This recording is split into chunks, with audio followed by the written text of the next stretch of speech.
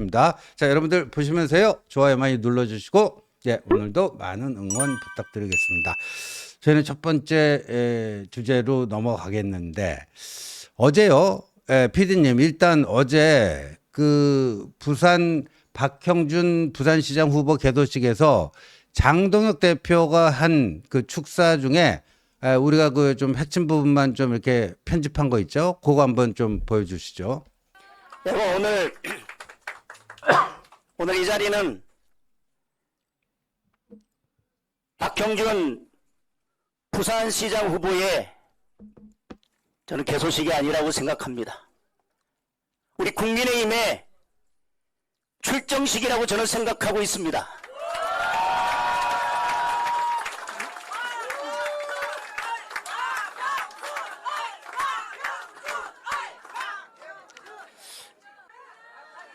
저희는 이재명 같은 범죄자를 보유한 정당이 아닙니다.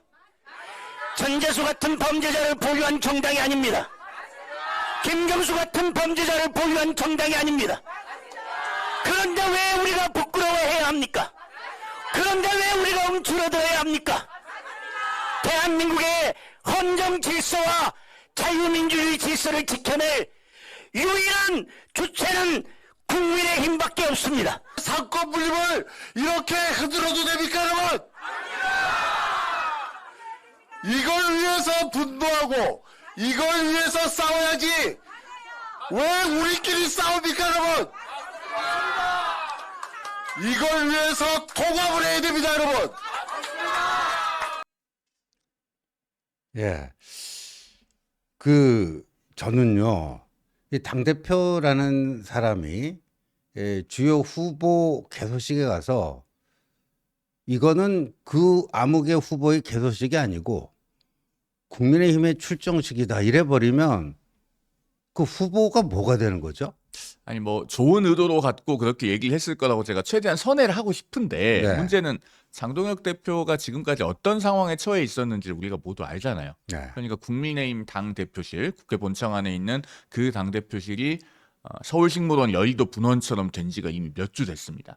미국에 8박 10일 동안 갔다 와서 그 이후에 열 이틀 동안 서울을 벗어난 일정은 단 2건밖에 잡지 못했어요. 강원도 양양에 가서 김진태 강원지사로부터 면전에서 결자해지하라라고 하는 말을 들은 그 일정 하나, 그리고 서울 바로 넘어가면 있는 일산 킨텍스에서 있었던 그 주택관리사협회 행사, 거기 가서 축사한 것, 이것밖에 없어서 사실상 정치적으로는 지금 유패되다시피 한 당대표였습니다. 그렇죠. 그러다가 어쩌다 한번 저렇게 지금 부산 개소식에 초청을 받으니까 박형준 후보의 개소식이 마치 국민의힘의 출정식인 것처럼 굉장히 감개무량했던 것 같습니다. 이런 맥락을 사실 언론도 알고 있고 특히 정치 고관여층은 많이들 알고 계세요. 그런 점에서 저는 당대표가 저런 자리에 그 개소식에 참석을 했으면 후보가 빛나게 해줘야 되잖아요. 그럼요. 그러니까 박형준 시장이 주장해온 그 부산 글로벌 허브 도시로서의 어떤 비전, 이런 것들에 좀 힘을 실어주는 메시지가 중점을 되었어야 되는데 어떻게 보면은 자기 자신의 그 감개무량함이 드러나는 그런 메시지가 아니었나는 생각이 들어서 상당히 아쉬움이 있습니다. 정말 TPO에 맞지 않은 정치 초짜의 그 자기애가 강하고 그냥 자기가 좀 돋보이고 싶고 뭐 하는 이런 그 정치 초짜 그 유화적 마인드가 그대로 표출된 게 아닌가 보여주는데, 저거는요 선거사무소 가면요 거기에 대한 기본적인 매너가 뭐냐면 그 후보 중심으로 발언해주고 후보를 최대한 빛나게 해주고 띄워주고 뭐 이게 어떤 거기에 가서 지원 연설하는 사람의 기본이에요. 근데 이건 박형준 개소식이 아니라 국힘의 출정식이다. 국힘의 출정식이면 저 행사의 주인이 누가 돼요? 대표가 누가 돼요? 본인이 되는 거 아니에요. 그러면서 요번 선거가 어떻고 저떻고 하면서 저렇게 뭐 자기 딴은 사자후를 토해낸다고 하는데, 그럼 자기가 저기서 주인공이다. 내가 주인공입니다. 지금 그 얘기하고 있는 거거든요. 정말. 난 저런 사람 좀 처음 봤어요. 어떤 그 말하는 내용, 이게 지금도 보면 진짜 그 비상계엄과 그 탄핵, 그다음 부정선거 음모론 여기에 대한 무슨 그 반성과 사죄 없이 무조건 저쪽만 때리면 또 그거 아닙니까? 이전에 윤핵관 중에 한 명인 윤한홍 의원이 장동혁 면전에서 그랬잖아요. 똥 묻은 개가 겨 묻은 개 계속 맨날 욕한다고 그게 뭐 사람들이 알아주겠느냐. 그거를 지금 한 거 아니에요. 근데 그거는 원래 장동혁이 저런 사람이라고 치고 저는 어제 깜짝 놀란 게 자기가 주인 행세를 해요. 난 저런 사람 처음 봤어요. 참 아쉬운 것이 결국에는 저 부산시장 선거사무소 개소식이 네. 장동혁 대표를 둘러싼 노이즈로 언론을 뒤덮었다는 겁니다. 저기에서 사실은 박형준 시장 본인의 어떤 비전이나 메시지가 중심이 되어야 하거든요. 그런데 박형준 시장의 워딩조차도 사실은 당내에서 이제 싸우지 말자, 똘똘 뭉치자는 취지의 그 발언만 언론에서 굉장히 강조가 되고 있어요. 그런데 지금 국민의힘 정당 지지율이 얼마입니까? 한국갤럽 기준으로는 21%, NBS 조사 기준으로는 15%예요. 그러면 15 내지 20%가 똘똘 뭉쳐서 대세를 반전시킬 수 있나요? 그런 점에서 지금 필요한 것은 중도 확장이고, 그 중도 확장이라고 하는 것은 지금 이 선거에 장외로 나가 있는 중도 보수가 다시 투표장에 나올 유인을 만들어주는 겁니다. 그러려면은 장동혁 대표와 더 밀착된 모습을 보이는 것이 아니라 박형준 시장이 말하는 보수의 통합이라고 하는 것이 결국에는 당 밖으로 제명시킨 한동훈 전 대표라든가 그 밖에 국민의힘이 이 계엄 이후에 올바른 노선을 견지하지 못해서 이탈해 있는 사람들을 모두 다 품어 안고 하나로 가야 된다는 그쪽에 방점이 찍혔어야 해요. 저는 그런 점에서 어제 그 정무적 선택을 아쉽게 보는 입장입니다. 여러분 요거하고 한번 비교해 보세요. 한동훈 전 대표가요. 배현진 의원 그 징계가 법원에서 가처분 징계가 확정됐을 때, 그다음에 또 김종혁의 징계가 확정됐을 때 배현진과 김종혁이 각각 국회 의정관에서 기자회견을 했습니다. 그렇습니다. 한동훈 전 대표가 뭘 했죠? 그냥 옆에 서 있었을 뿐이에요. 왜? 그날의 그 주인공은 배현진이고 김종혁이고 말 한마디 하지 않고 그냥 옆에 서 있었을 뿐이에요. 그게 정치인의 기본입니다. 저 모습 보세요. 예? 전날은 배현진이 그 주인공 아닙니까?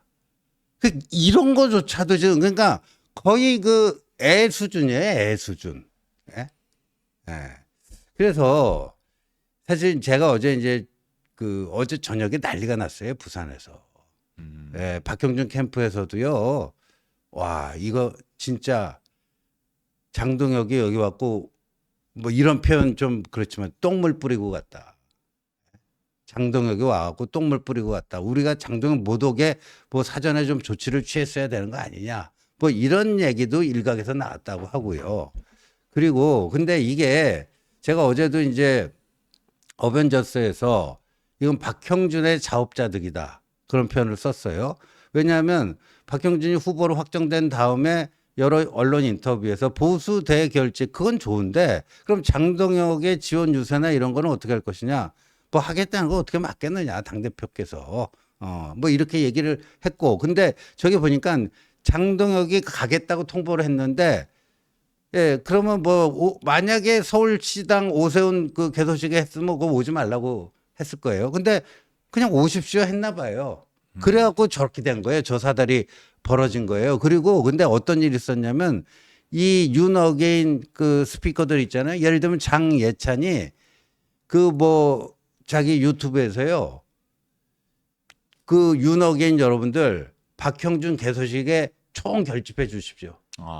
총 결집해 주십시오. 또 이렇게 바람몰이 하고 그랬대요. 그래서 그걸 본 어떤 기자가 걱정이 돼가지고 박형준 캠프에 제보를 해줬대요. 장해찬 등등이 윤어게인을 그쪽으로 쫙 다 몰라고 지금 이렇게 공작을 하고 있는데 괜찮겠느냐 그랬더니 뭐 괜찮겠죠 이러고 저렇게 받았다는 거예요. 근데 저기서 엄청난 적이 됐잖아요. 그러니까 심지어 어떤 사람은 어제부로 박형준은 끝났다 이런 지금 평가까지 나오고 있는 그 형편입니다. 저게 정무적으로 보면은 지금 박형준 시장 후보 입장에서는 어떤 점에서 빌드 오더가 꼬였다고 이야기할 수 있냐면, 자, 개소식에 와서 저렇게 축사했어요. 앞으로 장동혁 대표가 부산시장 선거 지원 유세를 하겠다면은 거절할 수 있습니까?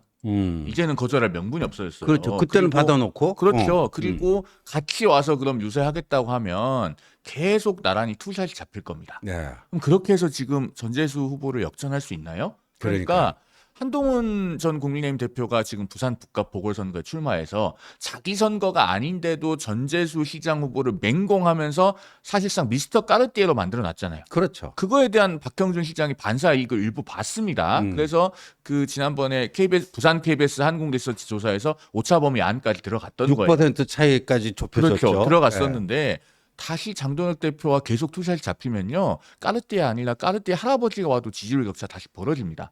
이걸 어떻게 할 건지에 대해서 사실 좀 심각하게 생각해 봐야 돼요. 저는 그런 점에서 박형준 부산시장 후보의 정무적 선택이 아쉽다고 하는 겁니다. 저 한 장면만 봐서가 아니라 앞으로 꼬일 빌드오드를 생각해서요. 그래서 뭐 사실 그 솔직히 말씀드리면요.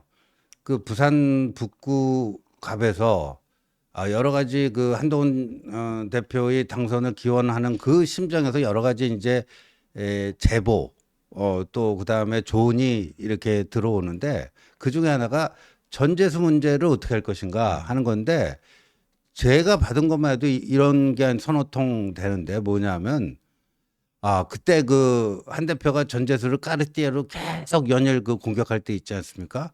걱정된다 이거예요, 자기는. 왜냐하면 전재수가 그래도 여기서 3선을 했고 지금 시장 나가 있기 때문에 북구 사람들은 전재수에 대해서 싫어하는 사람도 있겠지만 좋아하는 사람이 더 많다는 거예요.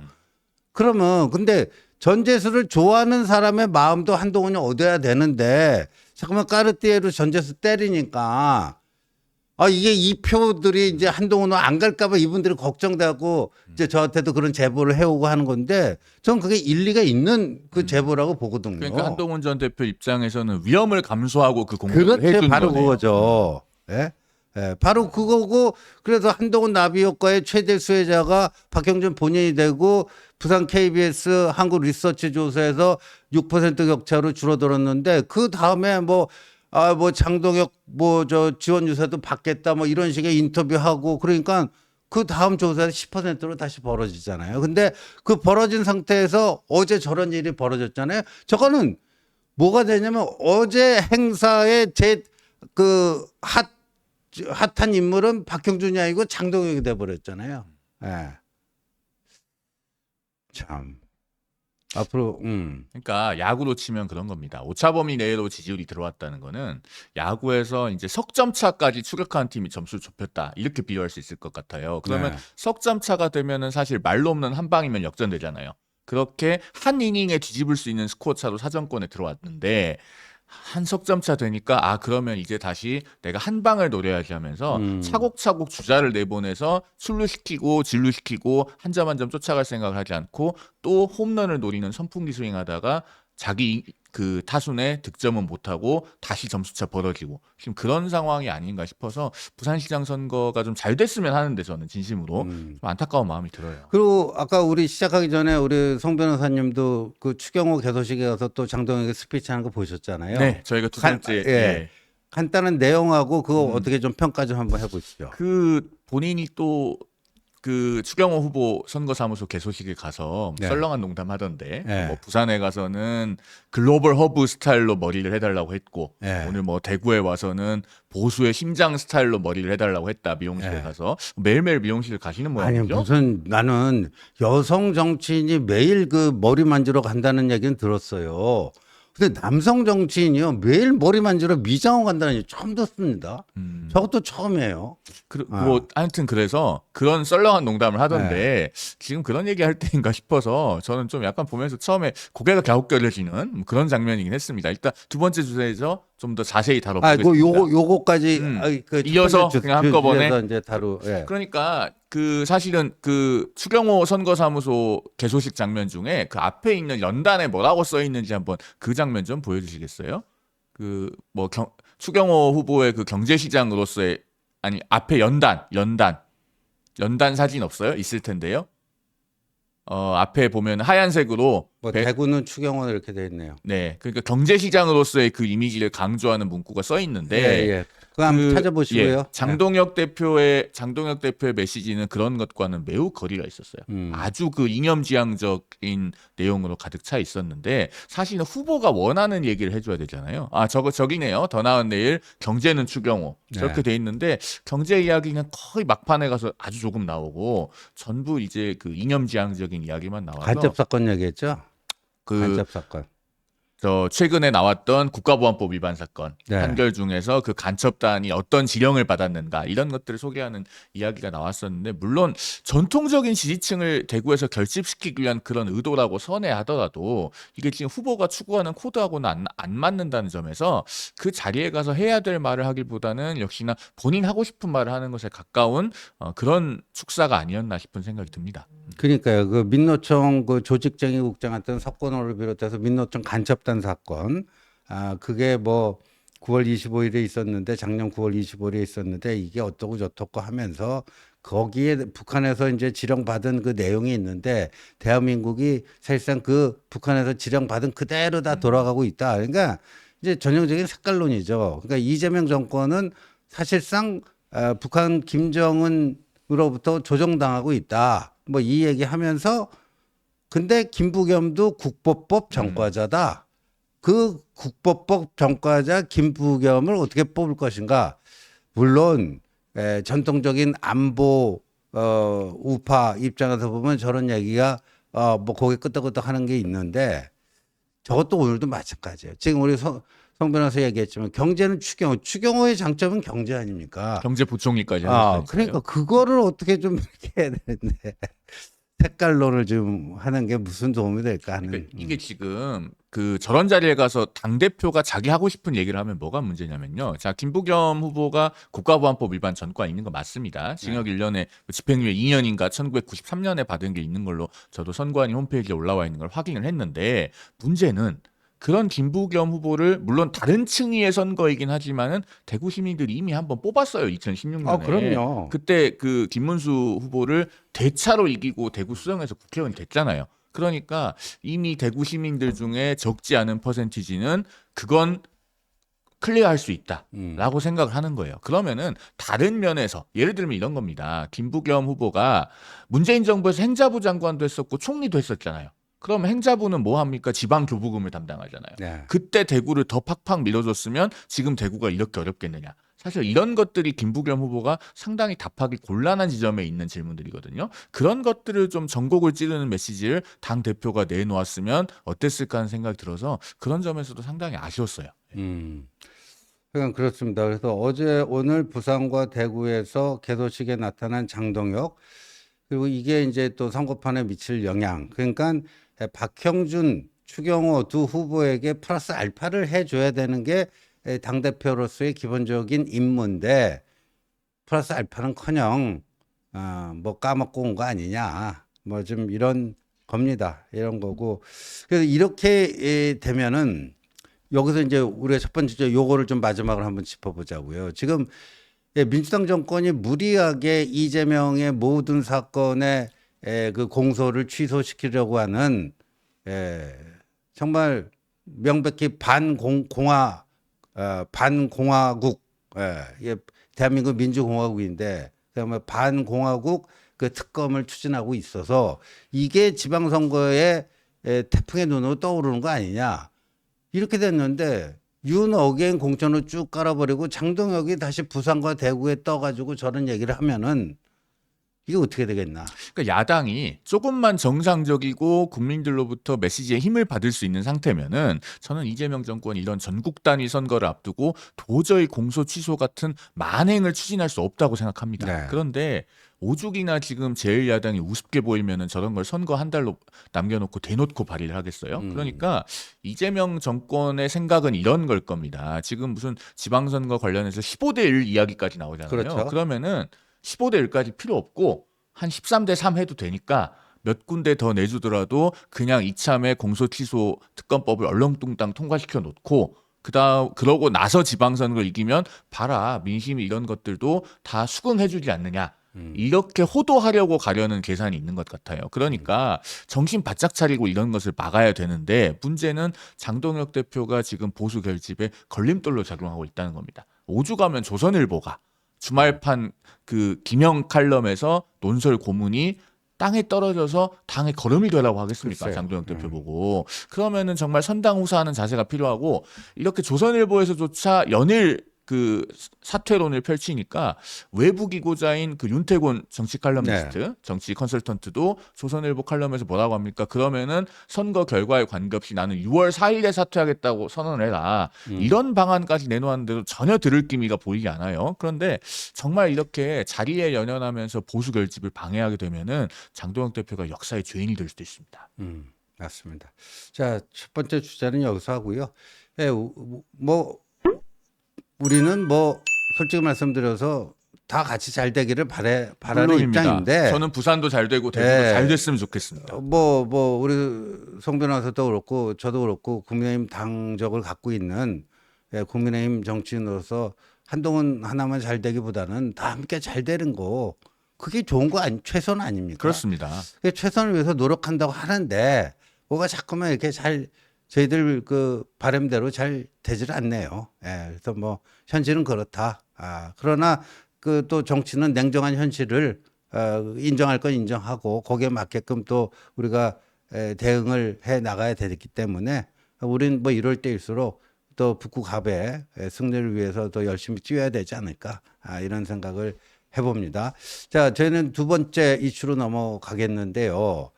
야, 진짜 재보궐선거 하나 때문에 뭐 꼬리가 몸통 흔든다. 이게 이제 PK 지역에서